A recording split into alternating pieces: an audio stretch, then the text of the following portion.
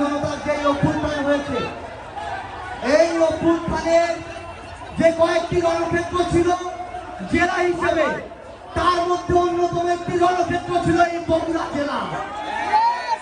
এই বগুড়া জেলা একটার পর একটা আমার ভাইকে শহীদ করা হয়েছে।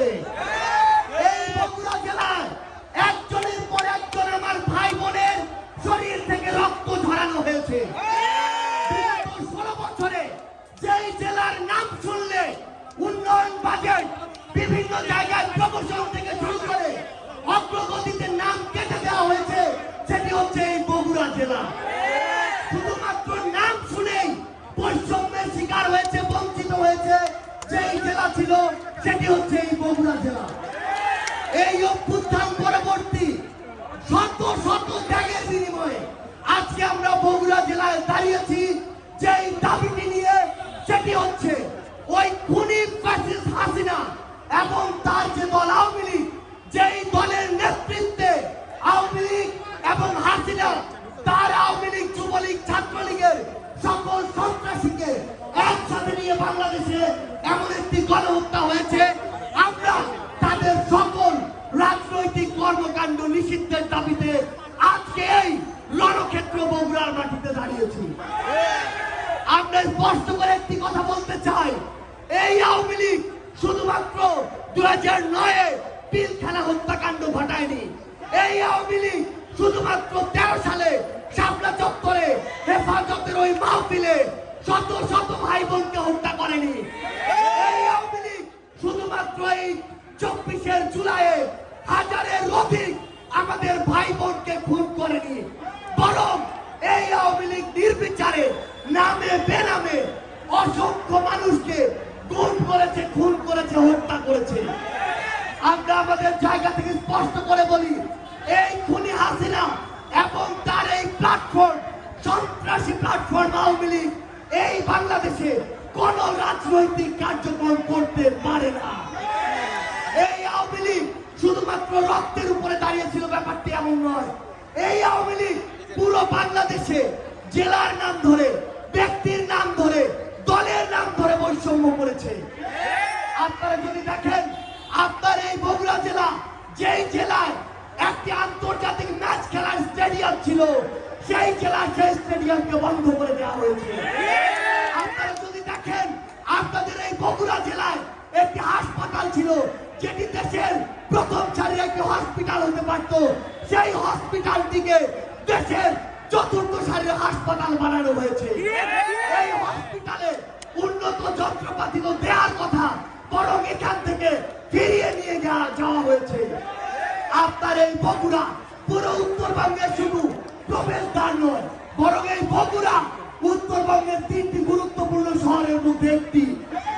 এই বগুড়ায় একটি বিমানবন্দর জনগণের জন্য হতে পারত, সেটিকে তারা কুক্ষিগত করে রেখেছে।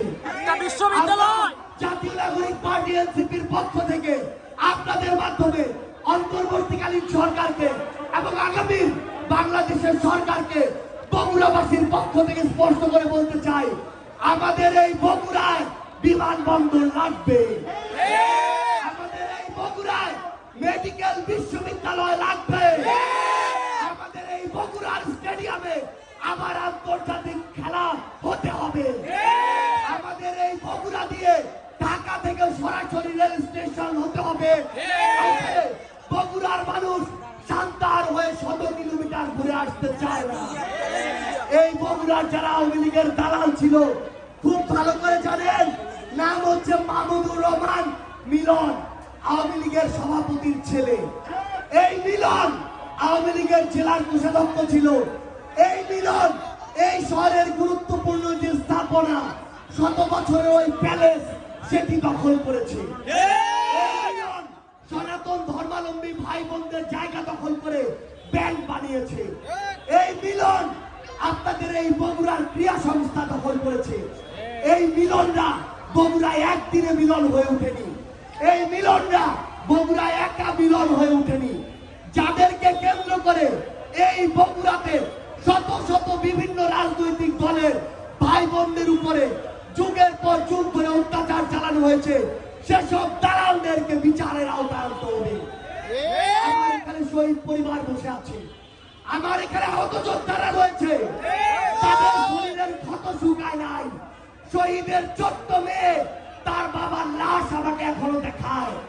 সেই খুনিদের বিচার হওয়ার পূর্ব পর্যন্ত কিভাবে এই বাংলাদেশে আওয়ামী লীগের নাম নেওয়া হয়, আমরা স্পষ্ট করে জাতীয় নাগরিক পার্টি এনসিপির পক্ষ থেকে, বাংলাদেশের ছাত্র জনতার পক্ষ থেকে, শহীদ পরিবারের পক্ষ থেকে, আহত যোদ্ধাদের পক্ষ থেকে পুরো বাংলাদেশকে বলতে চাই, এই খুনি সন্ত্রাসী সংগঠন আওয়ামী লীগ বাংলাদেশে তার কোন রাজনৈতিক কার্যক্রম চালাতে পারে না।